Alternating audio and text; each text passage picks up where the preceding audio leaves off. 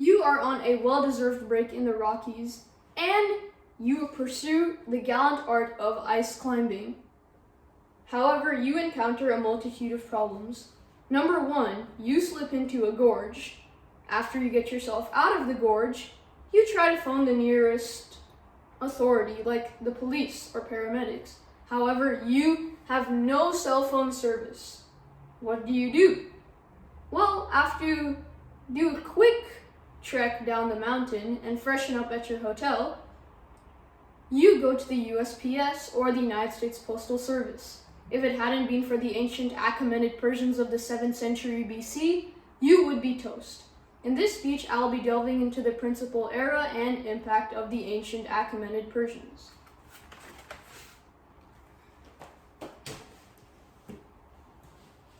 The first ever tussle of the Persians was when General Cyrus the Great invaded Asia Minor, or modern-day Turkey.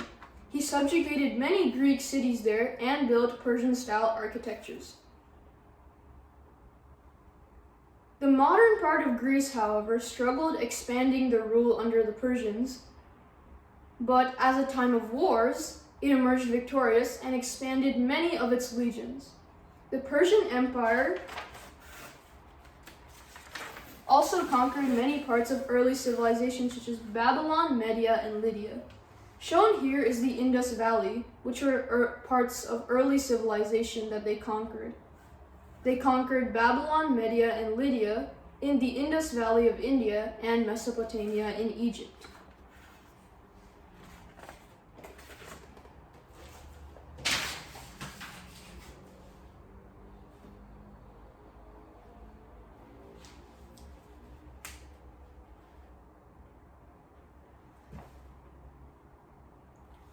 The inclusivity of the Persian Empire.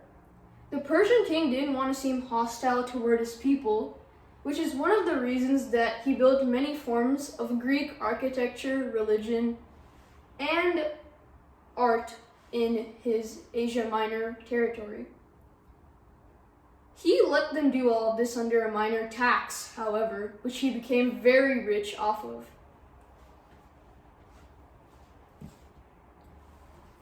This is also one of the reasons the Persian Empire struggled to maintain its territory and its greatness. When it conquered parts of Greece, the Greek people wanted a free state. The Spartans, the Corinthians, and the Athenians fought valiantly against the Persian legions, and they almost won, but the Persians kept their territory and maintained a stronghold on the Persian Empire.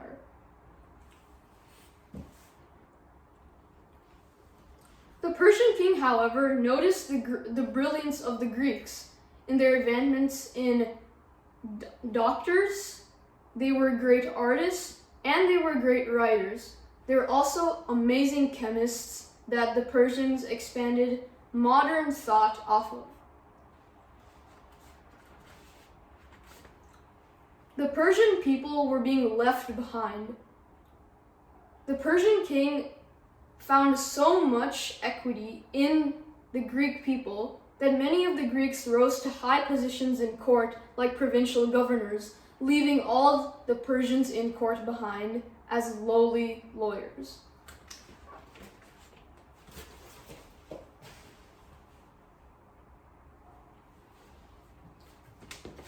This is how the empire spread its greatness. This is Susa. It's an incredibly large complex that the Persian king Darius built to symbolize the cultural diversity and literal size of the Persian Empire. Susa was known for being one of the largest structures to ever commemorate this at the time. So grand was the structure that Darius called many craftsmen from all across his empire to help construct it. Same here with Persepolis. Built a time after Susa, this was the seat of government that initiated all communals, trials, and religious ceremonies. This had the same tactic as Susa, where the Persian king Darius called many craftsmen from all across his empire to help build this.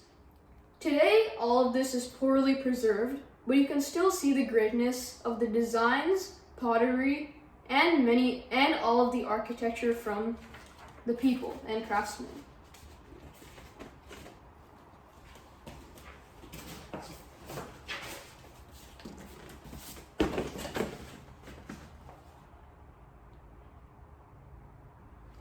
The luxury of rulers. The Persian king was a great hoarder of people.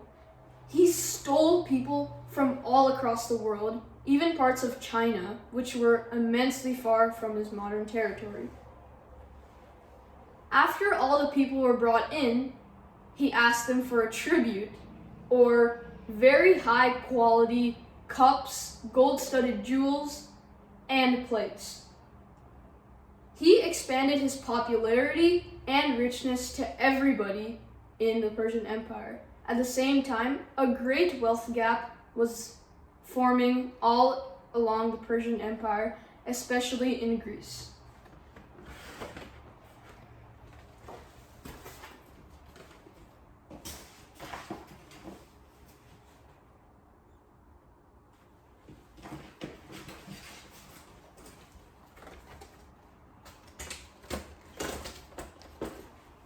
The Persian Empire was also not only a very high power of all these jewels and diamonds and money, but they were also one of the first civilizations to create currency and coinage. As you can see here, these designs were the first dollar bills, but technically they weren't really bills because they were made of metal. These here were precious stones that the Iranians first created their currency off of. At that time, it was equivalent to all of the currencies in the world, and it had so much valuability that you could buy an entire house off of one stone. The Persian Empire had imports and exports in all southern European nations like Bulgaria, Macedonia, and many other nations too. This increased their trade and profit.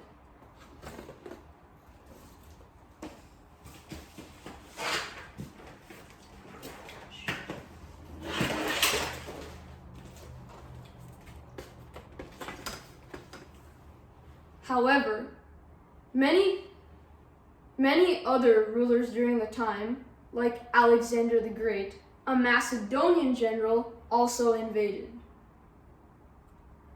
During this time, the Persians did not have enough strength to hold the ground against Alexander the Great and his invasions. However, the Persian king Arsaces, after the invasion of Alexander the Great, built the kingdom of Parthia, which was one of the largest empires that was ever created, because it consisted of modern countries that were Syria, Turkey, Lebanon, Israel, and parts of Egypt. This was one of the world powers during this era of the Achaemenids. Macedonian general Alexander the Great, however, was a cruel ruler who said that he freed all of the Persians from the cruel rule. Finally, let me talk about their religion. The religion of the Persians consisted of creative sacrifices and ceremonies to please the gods of the cosmos. All of this was abolished, however, because after Alexander the Great came in and the European Christian religion was involved, they never really found a way to bring the modern Persian Empire back again. Thank you for listening to my speech.